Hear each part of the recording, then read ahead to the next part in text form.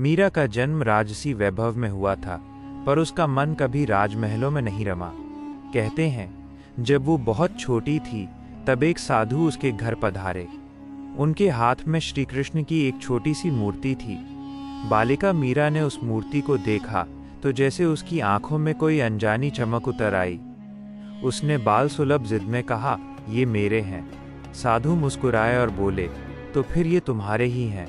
उसी दिन से मीरा का हृदय किसी अदृश्य डोर से कृष्ण से बंध गया। मीरा खेलती तो कृष्ण के साथ, हंसती तो कृष्ण से और रोती तो भी उसी से। परिवार इसे बाल कल्पना मानता रहा, पर मीरा के लिए ये कल्पना नहीं, उसका जीवन था। जैसे जैसे उम्र बढ़ी, ये भाव और गहरा होता गया। वो मंदिरों में घंटों बैठी रहती, भजन गुनगुनाती और कभी कभी मूर्ति से बातें करती, बिल्कुल वैसे ही जैसे कोई अपने प्रिय से करता है। समय आया और मीरा का विवाह मेवाड़ के राजकुमार भोजराज से कर दिया गया। राजसी विवाह था, ढोल नगाड़े, हाथी घोड़े, स्वर्ण आभूषण। पर विवाह की रात जब मीरा ने अपने कक्ष में प्रवेश किया तो उसने सबसे पहले कृष्ण की मूर्ति को प्रणाम किया। उसने मन ही मन कहा, प्रभु, संसार मुझे जहाँ भी ले जाए, मेरा हृदय तो आपका ही रहेगा। भोजराज एक सौम्य और समझदार व्यक्ति थे। उन्होंने मीरा की भक्ति को समझने का प्रयास किया। कभी कभी वे मीरा को मंदिर में तल्लीन देखते और चुपचाप लौट आते। पर राजमहल का समाज इतना सहनशील नहीं था। एक रानी का इस तरह संतों के साथ बैठना, भजन गाना, नृत्य करना उन्हें अनुचित लगता।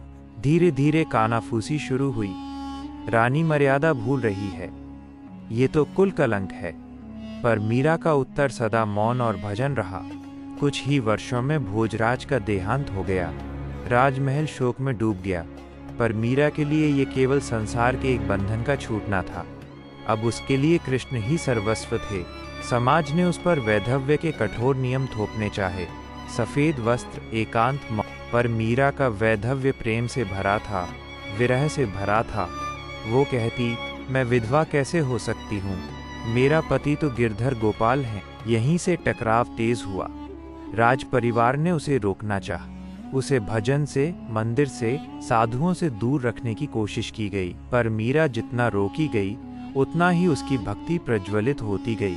वो कहती, लोक लाज कुल काज त्यागी, चली गिरधर के द्वार। मीरा के भजन पूरे मेवाड़ में गूंजने लगे।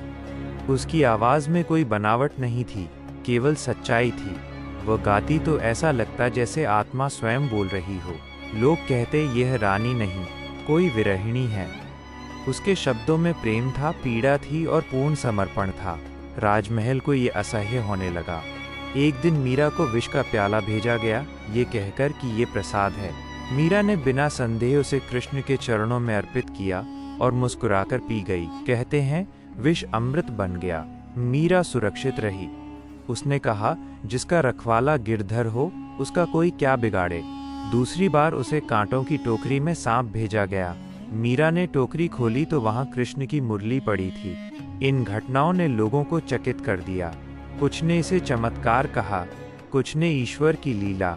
पर मीरा के लिए ये सब सामान्य था, क्योंकि उसका भरोसा पूर्ण था। समाज ने जब हर रास्ता बंद कर दिया, तब मीरा ने राजमहल छोड़ दिया। उसने साधुओं का संग चुना। वह गांव-गांव, नगर-नगर घूमी। कहीं मंदिर में भजन, कहीं नदी किनारे नृत्य। उसे न भूख की चिंता थी, न थकान की। उसका जीवन एक ही धुन पर चलता था, कृष्ण। वृंदावन पहुंची तो जैसे उसका हृदय अपने घर लौट आया। वहां की रज, वहां की गलियां, वहां की हवा, सब उसे कृष्ण की याद दिलाते। वो यमुना किनारे बैठकर घंटों रोती, हंसती, गाती। उसके भजनों में विरह की आग भी थी और मिलन की आशा भी। वो कहती, मेरे तो गिरधर गोपाल, दूसरों न कोई। कई विद्वान संत योगी उससे मिलने आए। किसी ने उसे ज्ञान का मार्ग बताया, किसी ने वैराग्य का। मीरा सब सुनती, पर अंत में मुस्कुराकर कहती, मेरा मार्ग प्रेम है। उसके लिए कृष्ण कोई दार्शनिक सिद्धांत नहीं थे, वे उसके प्रिय थे, जिनसे वो रूठती भी थी, मनाती भी थी। कहा जाता है कि अंत समय में मीरा द्वारका पहुंची। उसने कृष्ण के मंदिर में प्रवेश किया और भजन गाने लगी। उसका स्वर धीमा होता गया, देह स्थिर होती गई और फिर जैसे वो देह में नहीं रही। कुछ कहते हैं वह मूर्ति में विलीन हो गई। कुछ कहते हैं उसका शरीर मिला ही नहीं। जो भी हो, मीरा इतिहास नहीं, अनुभव बन गई। मीरा की कथा हमें सिखाती है कि सच्ची भक्ति किसी नियम, किसी समाज, किसी भय की मोहताज नहीं होती। जब प्रेम अनन्य हो जाए तब संसार के बंधन अपने आप टूट जाते हैं। मीरा ने न विद्रोह किया, न तर्क, उसने केवल प्रेम किया और वही प्रेम उसे अमर कर गया। मीरा आज भी जीवित है, हर उस हृदय में जो बिना शर्त ईश्वर से प्रेम करता है। वो हमें याद दिलाती है कि भगवान दूर नहीं, बस समर्पण चाहते हैं, और जहाँ समर्पण होता है वहाँ मीरा होती है, और वहाँ कृष्ण स्वयं प्रकट होते हैं। जय श्री कृष्ण।